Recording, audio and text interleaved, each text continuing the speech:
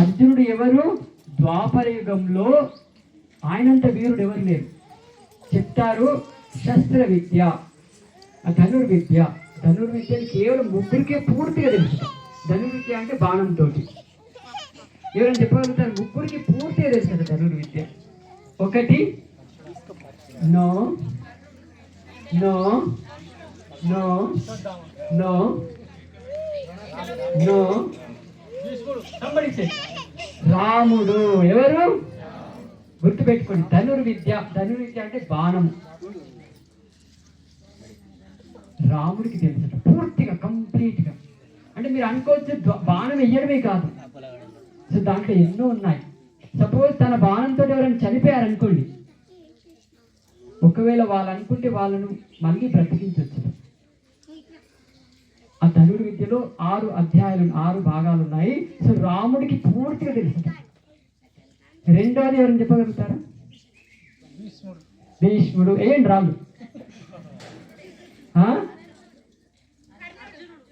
కర్ణుడు.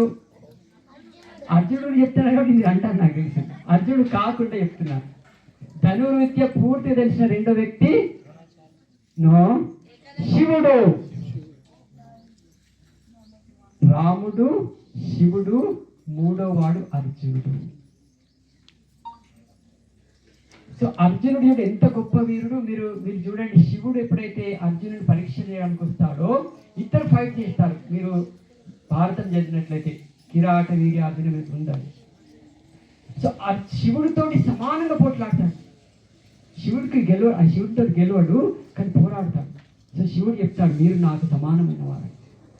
సో ఎలా వచ్చింది అర్జునుడికి అంత హార్డ్ వర్క్ చేశారని. సో అర్జునుడు ఇంత గొప్పవాడు, కానీ ఎప్పుడైతే యుద్ధంలో నిలబడ్డాడో ఎదురుగా చూశారు అందరినీ. ఎవరెవరు ఉన్నారు? తన యొక్క తల్లి ఉండదు అక్కడ.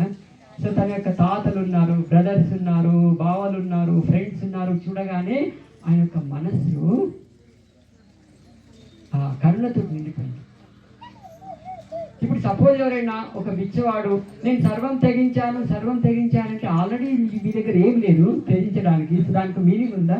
కానీ అర్జునుడు చూడ, అంత గొప్ప వీరుడు అయినా సరే నేను యుద్ధం చేయనని పెట్టేశాడు. ఇది చాలా గొప్ప క్వాలిటీ.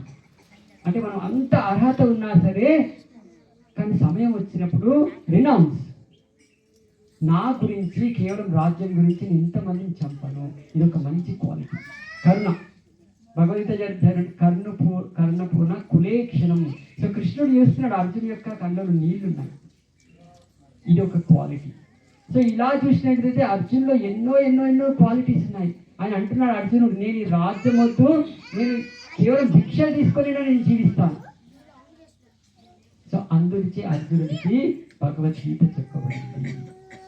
సో అర్జుని ద్వారా ద్వాపరయుగంలో భగవద్గీత విన్న చివరి వాడు అర్జునుడు. ఫస్ట్ భగవద్గీత ఎవరు చెప్పారు? శ్రీకృష్ణుడు సూర్యుడికి చెప్పాడు. సూర్యుడి తర్వాత వాళ్ళ అబ్బాయి చెప్పేసి భగవద్గీత అక్కడ ఆగిపోయింది. ఎందుకంటే యోగో నష్ట పరంతప, అంటే సరి అయిన వ్యక్తి దొరకలేదు భగవద్గీత మళ్ళీ చెప్పడానికి. సో కృష్ణుడు చూస్తున్నాడు, ఎవరికి చెప్పాలి భగవద్గీత, ఎవరు దొరకట్లేదు. సో ఎప్పుడైతే యుద్ధ రంగంలో అర్జునుడు చూశాడు, ఆయన క్వాలిటీ చూశాడు, ఆయన హృదయం చూశాడు, అక్కడ భగవద్గీత చెప్పబడింది. దీని యొక్క అర్థం ఏంటంటే, మనము భగవంతుని వెతకాలని చాలా ప్రయత్నం చేస్తాము, వెతకాల్సిన అవసరం లేదు. మీరు ఎప్పుడైతే సిద్ధంగా ఉన్నారనుకోండి, భగవంతుడు మీ దగ్గరికి వస్తారు. దివ్య జ్ఞాన్ హృదయ ప్రకటి. ఈ దివ్య జ్ఞానం అనేది మన హృదయంలో వస్తుంది. సో కానీ దీనికి ఏం చేయాలి? మనం సిద్ధంగా ఉండాలి. నేను ఎప్పుడు ఉదాహరణ చెప్తాను. ఇదేంటిది? మాలగా పువ్వుల. సో ఈ పువ్వులో స్మెల్ ఎలా ఎప్పుడు వస్తుంది? ఈ పువ్వు ప్రతి దగ్గరికి వెళ్ళి మన ముక్కు దగ్గరికి వెళ్ళి రాదు కదా. ఎప్పుడైతే ఈ చెట్టు మీద సిద్ధంగా ఉందనుకోండి, పువ్వు గాలి వచ్చినప్పుడు ఈ యొక్క సువాసన అంతా వెళ్ళిపడుతుంది.